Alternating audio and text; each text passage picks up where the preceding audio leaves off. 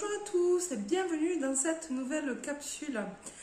Alors, je me présente, pour ceux qui ne me connaissent pas, je suis Natacha Lamata, je suis chamane, guérisseuse, médium ainsi que canal de lumière. Alors aujourd'hui je vous ai choisi une thématique qui me tenait à cœur, bien sûr, étant donné le métier que je fais, bien sûr, en tant qu'accompagnante.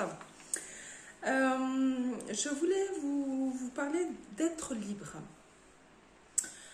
C'est un texte que j'ai écrit, qui n'est pas canalisé par contre, voilà, qui est issu de mon expérience professionnelle en tout cas. Donc j'espère que vous y porterez intérêt et que vous y trouverez des clés en tout cas qui pourront offrir la clé de votre cœur et vous aider à résoudre vos problématiques, quelles qu'elles soient en tout cas. Être libre, voilà, en fait la thématique c'était être libre, donc voilà, j'ai choisi ce titre. Être libre, c'est se libérer et transmuter toutes ces croyances erronées, limitantes, qui bafouent notre légitimité d'être nous-mêmes, bien sûr, qui nous positionnent dans une incohérence qui ne correspond à aucune de nos valeurs.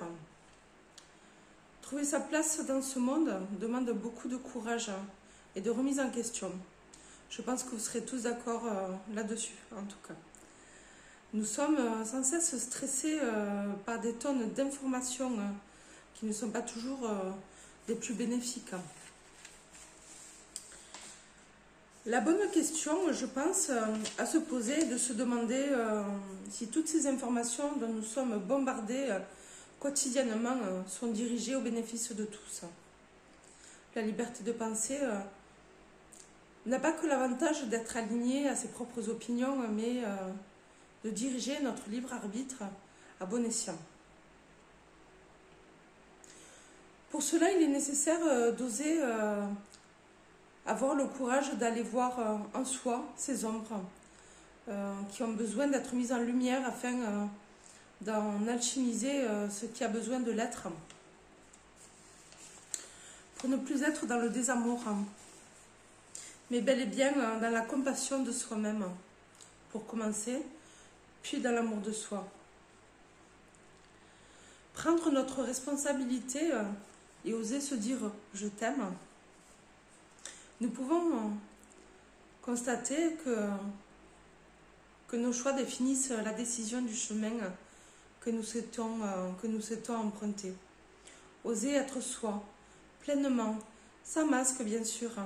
Je parle de la façon d'aimer ce que nous sommes et non d'ériger la critique ou le jugement d'une apparence, quelle qu'elle soit. Le rayonnement d'une personne ne trompe pas. Elle solarise. Tout votre être, quand vous la rencontrez, vous ressentez cette fréquence qui vous interpelle, qui vous pose à des questionnements intérieurs. Elle est l'éloge, en tout cas,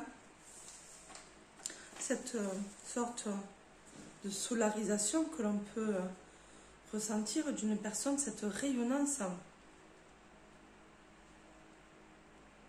Elle est l'éloge de la conscience de cette personne.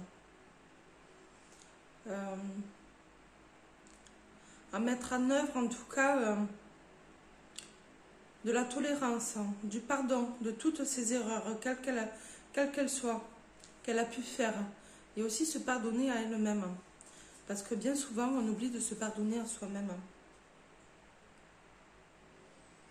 Alors de se pardonner à elle-même, mais parfois aussi de toute trace de culpabilité. Le chemin est toujours un commencement vers d'autres destinations plus favorables, quand on s'y attelle. Et prenons le cap de la conscience d'être un élément pouvant élever la conscience de l'autre, pour y mettre de l'amour pour nous tous. Le pardon est véritablement une clé pour se réconcilier avec soi-même, pour trouver aussi ce point zéro qui permet d'être en paix et de retrouver cet équilibre et cet état d'être. S'autoriser à retrouver cette cohérence d'alignement à la source qui va vers notre présence je suis jusqu'à notre moi supérieur.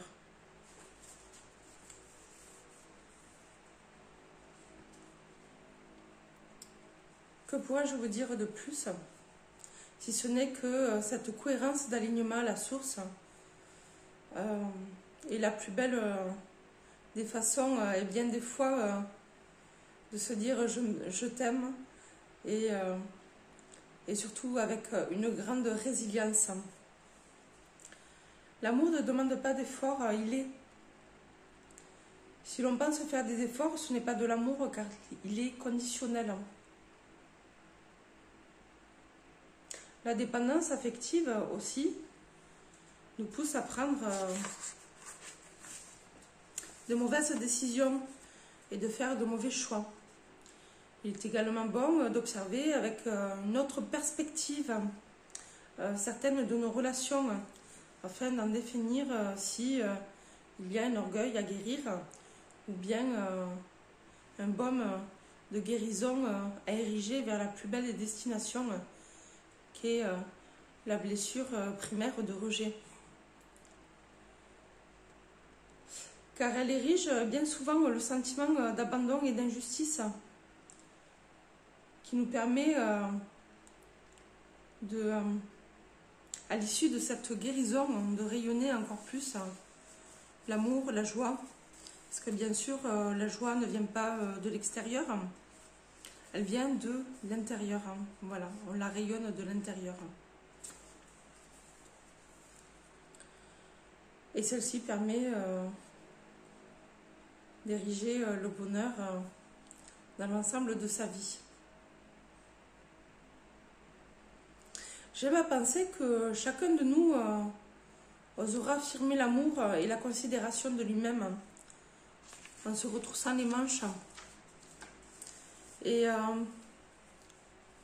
avoir la compréhension également que la seule voie de l'amour se situe dans l'unité et dans l'unicité. Donc, quand on parle de l'unité, c'est le fait d'être interconnecté entre nous. Et quand je parle d'unicité, c'est le fait d'être connecté au grand tout, c'est-à-dire à tout ce qui est, à la planète Terre Gaïa, aux arbres, au règne minéral, végétal, animal, voilà, et donc au règne humain évidemment, afin de pouvoir bien faire la part des choses. Car je me suis rendu compte que beaucoup de personnes confondaient l'unité et l'unicité, donc je me permets bien sûr d'apporter un petit peu plus d'explication et de profondeur dans ces deux termes. Alors j'avais envie de vous faire un petit cadeau durant cette vidéo et j'ai envie de vous proposer 3 mantras que vous pouvez faire durant 21 jours. Le matin, si vous le souhaitez, de préférence au réveil. C'est le moment idéal en fait, où on est encore en demi-sommeil, un état un peu de semi-hypnotique. Et c'est le meilleur moment pour conscientiser les choses, pour prendre conscience des choses. Et de se libérer de certaines situations délétères et de se détacher de certains égrégores qui sont nocifs ou négatifs pour nous. Alors le premier mantra que je vous propose voilà, de vous ancrer voilà, les pieds bien dans le sol, le dos bien droit. Et si vous le souhaitez, voilà, d'essayer de trouver cet alignement et cette conscience dans chacun de ces mots.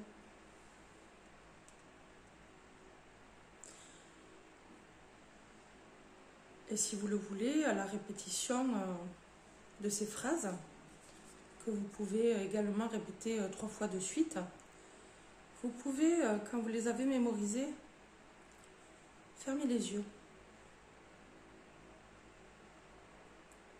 pour être concentré sur la vibrance, l'émanation que ces mots peuvent dégager dans leur fréquentialité à la Terre Mère Gaïa. Comme une reconnaissance envers soi-même, une légitimité d'être.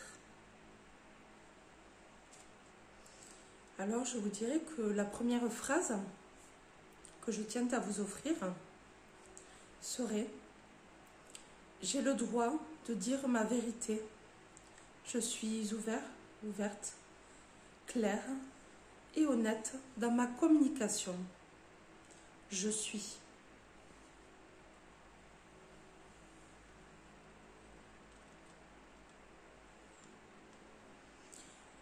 Alors, si vous le souhaitez, je vous laisse répéter cette phrase.